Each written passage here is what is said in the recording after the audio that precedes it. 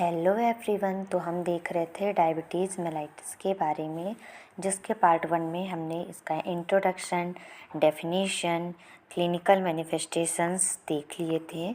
आज हम इसके कॉजेज़ देखेंगे। क्लिनिकल मैनिफेस्टेशन में हमने न्यूरोलॉजिकल मैनिफेस्टेशन तक ही देखा था। रीनल मैनिफेस्टेशन में क्या होगा? नेफ्रोपैथी, प्रोटीनूरिया और हेमेचूरिया हो सकती है, तो ब्लड का आना, प्रोटीनूरिया का होना। कार्डियोवैस्कुलर मैनिफेस्टेशन में एथेरोस्क्लेरोसिस यानी आर्टरी का हार्ड हो जाना, हाइपरटेंशन या हाई ब्लड प्रेशर, कार्डियोमायोपैथी का हो जाना, ये इसके क्लिनिकल मैनिफेस्टेशंस है। आज हम मेनली देखेंगे कि क्या क्या कॉजेज हैं डायबिटीज़ मेलाइटिस के। तो डायबिटीज़ मेलाइटिस भी 2 टाइप की होती है, टाइप 1 डायबिटीज़ और टाइप 2। तो टाइप 1 डायबिटीज़ के क्या कारण है? पहला है autoimmune destruction. Type 1 diabetes is caused by an autoimmune response in which the body immune system attack and destroy the cell in pancreas that produce insulin। Autoimmune destruction में क्या होता है कि टाइप 1 डायबिटीज़ में autoimmune response के कारण होती है, जिसमें हमारा क्या होता है, जो बॉडी का इम्यून सिस्टम होता है वो ओवर रिस्पॉन्स करता है और उन सेल्स में अटैक, पैनक्रियाज की उन सेल को में अटैक करता है, उन्हें डिस्ट्रॉय कर देता है, जो कि इंसुलिन प्रोड्यूस करते हैं। मतलब इसमें हमारा बॉडी का ऑटो इम्यून सिस्टम रिस्पॉन्स करेगा, तो हमारी जो बॉडी के इम्यून सिस्टम वो क्या करेंगे, हमारी जो पैनक्रियाज की सेल हैं उन सेल में अटैक करेगी और उनको डिस्ट्रॉय कर देगी, जो कि इंसुलिन प्रोड्यूस करती है। तो पैनक्रियाज की जो बीटा सेल है वो इंसुलिन प्रोड्यूस करती है, तो ये क्या करेंगे, बीटा सेल में अटैक करेंगे और उनको डिस्ट्रॉय कर देंगे, जिससे इंसुलिन प्रोडक्शन कम हो जाएगा। नेक्स्ट है genetic predisposition. Genetic factor increase करते हैं developing type 1 diabetes.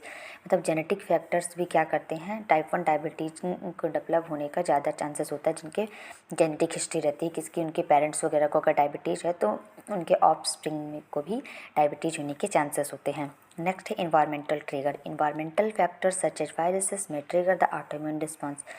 Environmental trigger जैसे कि इन्वायरमेंटल फैक्टर जैसे कि वायरस हो गया, तो ये ऑटोइम्यून रिस्पॉन्स करते हैं। जब कोई वायरस बॉडी में इंटर करता है तो हमारी बॉडी का इम्यून सिस्टम उसको डिस्ट्रॉय या किल करने के लिए एक्टिव होता है, लेकिन वायरस को किल करने के साथ साथ जब वो हमारे बॉडी का immune system auto immune response करने लगता है, तो वही कंडीशन होती है कि वो पैनक्रियाज की उन सेल यानी बीटा सेल को डिस्ट्रॉय कर देता है, जो इंसुलिन प्रोड्यूस करती है। तो ये रीजन कारण हो गए टाइप 1 डायबिटीज़ के। एक तो ऑटो इम्यून डिस्ट्रक्शन है, जेनेटिक प्रीडिस्पोजिशन और इन्वायरमेंटल ट्रिगर्स। नेक्स्ट है type 2 diabetes.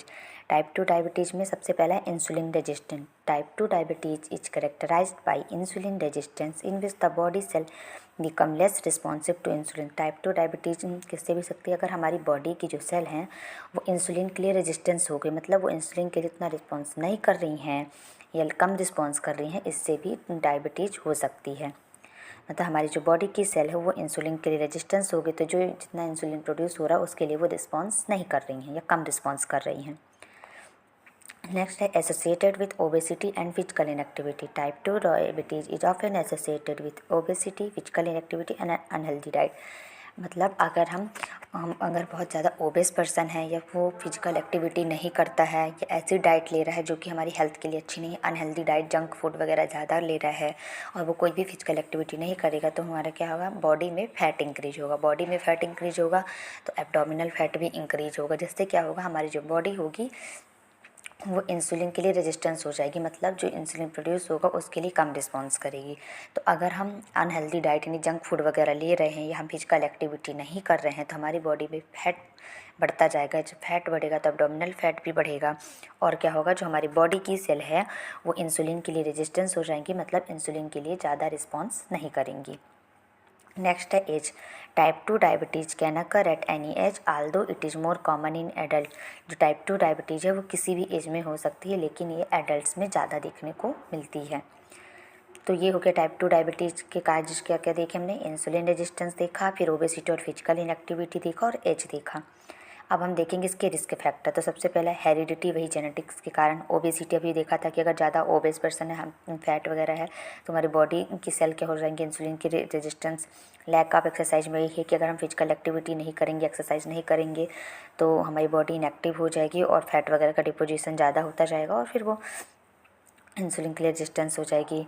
Family history of diabetes, वही कि अगर फैमिली में किसी को डायबिटीज़ रही हो, तो अगर ज़्यादा फैट डाइट इंटेक कर रहे हैं तो उससे भी हो सकता है। हाई अल्कोहल इंटेक कर रहे हैं तो भी, प्री डायबिटीज़ है उससे भी हो सकता है। PCOS यानी पॉलीसिस्टिक ओवेरियन सिंड्रोम अगर है किसी को तो उसको भी चांसेस है कि डायबिटीज हो सकती है। अगर किसी को गेस्टेशनल डायबिटीज़ रही हो तो उसको चांसेस है। और इथनिसिटी भी इसमें इसके रिस्क फैक्टर में आती है। तो आज हमने इसके कॉजेज और रिस्क फैक्टर देख लिए। इसके नेक्स्ट पार्ट में हम इसका डायग्नोस्टिक इवैल्यूएशन एंड मैनेजमेंट देखेंगे। आई होप आपको मेरी वीडियोज पसंद आ रही हूँ तो please like share and subscribe my channel. Thank you.